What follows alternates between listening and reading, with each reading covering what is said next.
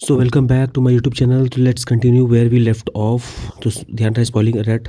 तो वो उस आर्मर से परी निकलती है, जैसा कि पिछले हमने पार्ट में देखा, और वो परी जो है उस पे हमला करती है।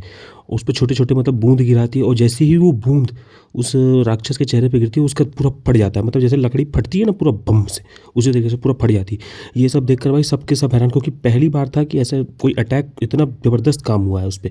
लेकिन ये कुछ था ही नहीं, वो वापस से रीजनरेट करता है, और इस बार एक नए फॉर्म में वापस से, इस बार एक इंसानी रूप में, 2 हाथ 2 पैर। और ये सब देखकर जो है वो सब के सब हालात ख़राब, क्योंकि अब वो हर बार नया रूप ले रहा है। वॉरियर ये मौका छोड़ता नहीं, और उस पे पीछे से हमला करके उसे बीच से फिर काट देता है। तो ये जो होता है, ये उसको ऑडियंस को लगता है कि क्या ये इसकी मेन बॉडी थी क्या? अगर मेन बॉडी होती तो हार जाती, लेकिन ऐसा नहीं। वो एक पेड़ से फिर वापस निकलता है रीजनरेट होके, और फिर परी पे हमला ही करता है। लेकिन परी जो है वापस से वही बूंद गिराती है और फिर उसे धराशायी कर देती है। इसी बीच क्या है, इनह्यूमन जो है वो यूरिया को जगाने की कोशिश करता है, और जहाँ यूरिया सो रही होती है उसी पेड़ के ऊपर वो वापस से राक्षस आता है, और इनह्यूमन ये मौका नहीं छोड़ता, और यूरिया के सर को लेकर वो सीधा उसके गले में पटक देता है।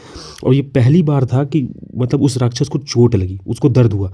ये मौका हमारा वॉरियर छोड़ता नहीं, और दौड़ता ही दौड़ता है। इसी बीच जो है फेरी चिल्लाती है कि यूरिया की वजह से अब फाइनली वो मतलब अब ध्यान उसका भटक गया है, अब वो रिवाइंड टाइम नहीं कर, मतलब उसका ध्यान पूरी तरीके से भटक गया, तो अब उस पर हमला करने का ये सही वक्त है। और वॉरियर ये मौका छोड़ता नहीं, और फाइनली अपनी स्किल का इस्तेमाल करता है, जिसकी वजह से वो अपने 2000 साल पहले जाना जाता था।